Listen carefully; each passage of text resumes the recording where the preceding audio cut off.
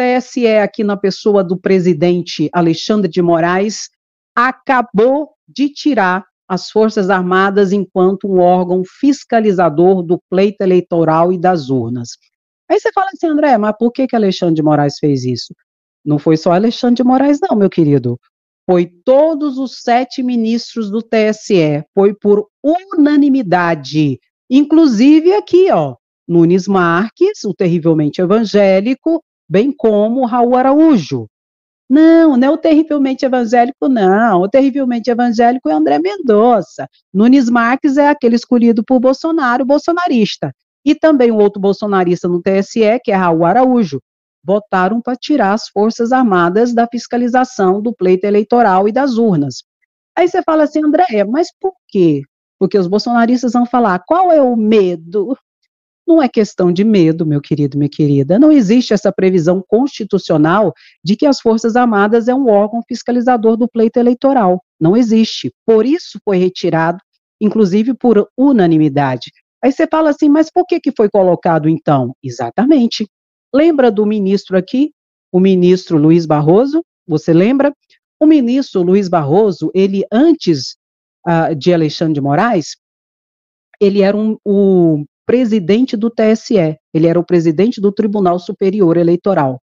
Ele recebeu tanta pressão de Bolsonaro, o golpista, o fascista, ele recebeu tanta pressão de todos os lados de Bolsonaro, que para mostrar mais transparência no pleito eleitoral, ele incluiu as Forças Armadas como um órgão fiscalizador de todo o pleito eleitoral. E deu a merda que deu. Que merda, Andréia? O vexatório relatório de 12 itens, que não falava nada com nada, que depois Walter Delgatti disse que foi ele que fez nas reuniões com os militares. Deu isso.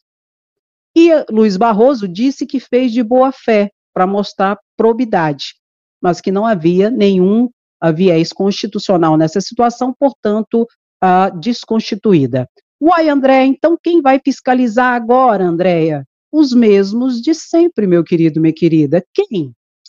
Federações e coligações partidárias, partidos eleitorais, Conselho Nacional de Justiça, Congresso Nacional, Controladoria Geral da União, OAB, Polícia Federal, Conselho Nacional do Ministério Público, entidades de classes e entidades sem fins lucrativos que têm como objeto a defesa da democracia e a transparência do pleito eleitoral e da administração pública.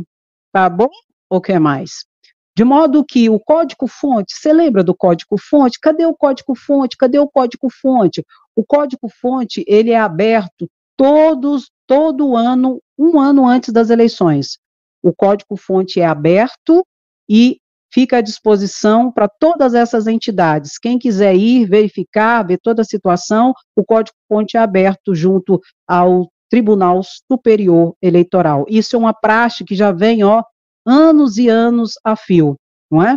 Eu sei que os bolsonaristas levantaram um monte de fake news sobre código-fonte. Até hoje tem uns que vêm aqui e perguntam, cadê o código-fonte? Eu falo, meu querido, está na sua casa, na sua cabeça, no seu banheiro, pelo amor de Deus, limpamente, vai estudar, vai atrás das informações. O código-fonte é auditável um ano antes das eleições e fica aberto para todas essas entidades verificarem.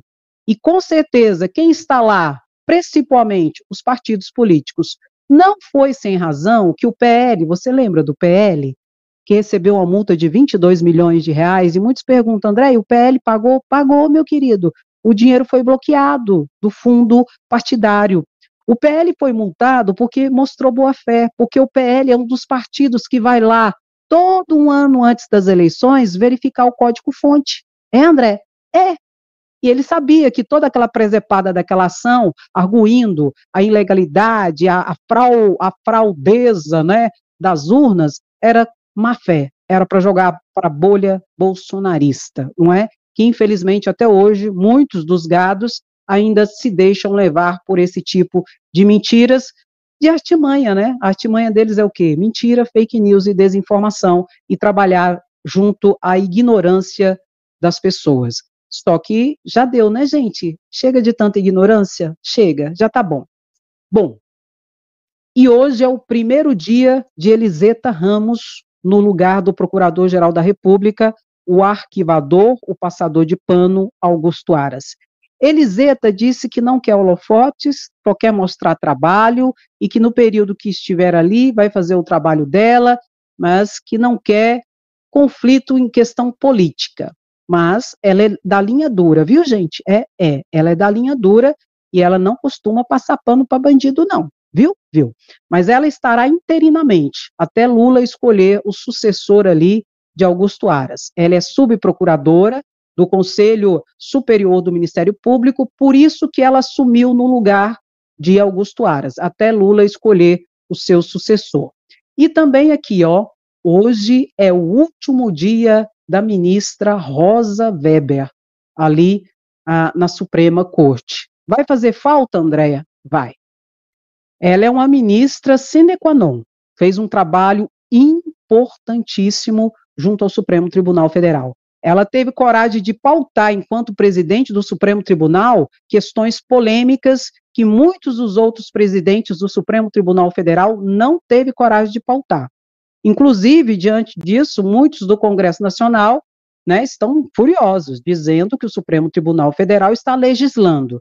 Já expliquei para vocês que isso não é verdade, que situações fáticas de fatos sociais ocorrem na sua casa, na minha casa, e que gera conflito.